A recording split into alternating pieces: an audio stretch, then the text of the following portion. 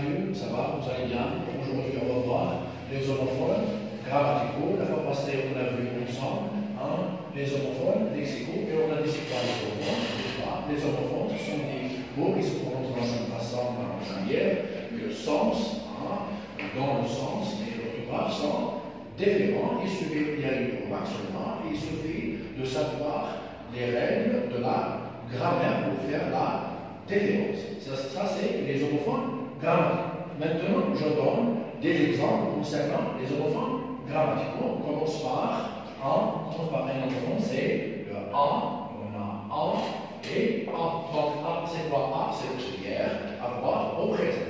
Avec quel pronom? Avec il ou bien elle.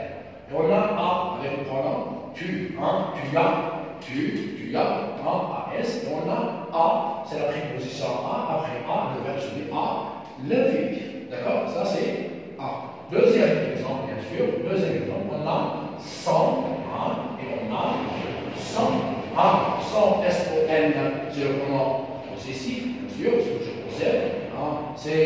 C'est, bien sûr, c'est mon sac, c'est ton sac, et c'est son sac, le nom, c'est sans le nom. Donc, et on a le deuxième, c'est sans S-O-N-T, c'est l'auxiliaire, être avec le pronom, avec et avec S, bien elle, avec S, et sans fatigue. D'accord?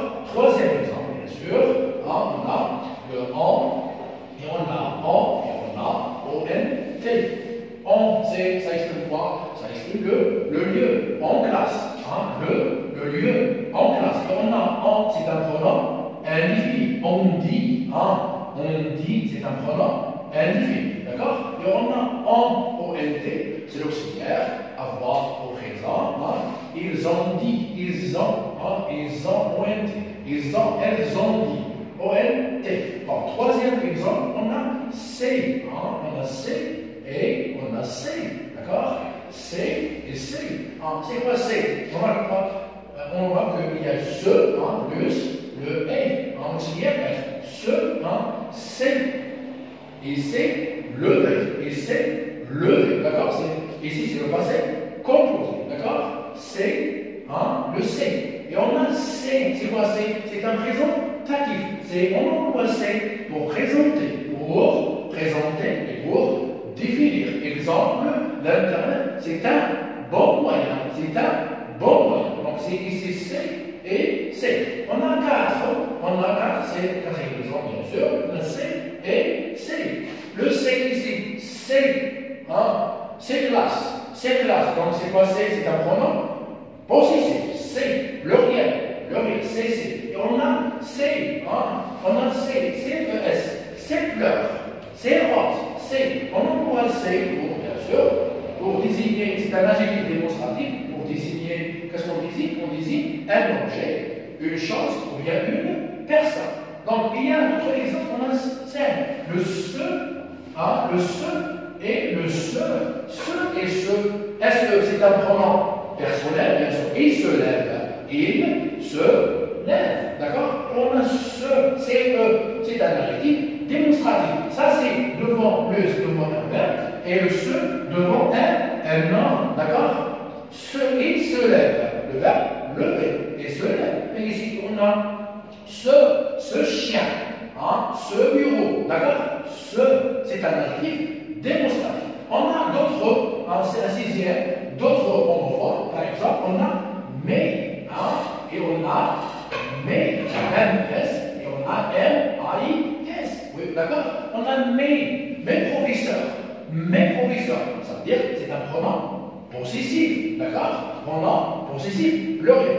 Mais, et on a ici mais, mais, ça explique quoi? C'est un connecteur logique, exprime l'opposition. Mais, c'est exemple, on vient à un autre synonyme, c'est mais, c'est cependant, toutefois, d'accord? On a septième homophone, on a d'autres. Par exemple, on a ou, et on a ou et ou, mais ici, deuxième ou, ça prend un accent circulaire sur le U. On a ou, j'achète des fleurs, ou des roses. Vous achetez des fleurs ou des roses. Vous achetez des fleurs ou des roses. D'accord? Voilà ici ici pour où? Ça explique quoi? Ça explique le choix. Mais ici, ça dit quoi? Où? Où habitez-vous? Où habitez-vous? Ça explique le lieu de l'œil. D'accord? Voilà quelques exemples concernant les homophones. Voilà, maintenant, on va voir un exercice ensemble pour mieux comprendre.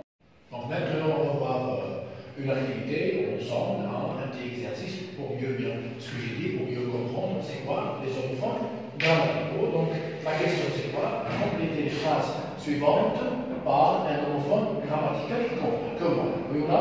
Donc on a A et A, ce et ce, C et C, et.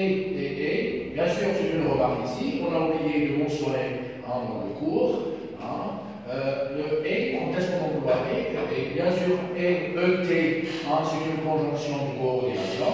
Par exemple, j'ai acheté des fleurs et des roses. J'ai acheté des fleurs et des roses. Bien sûr, c'est une suite. Ça marque une suite. Une suite de mots, bien sûr. Et on a et, bien sûr, c'est l'auxiliaire, être au présent.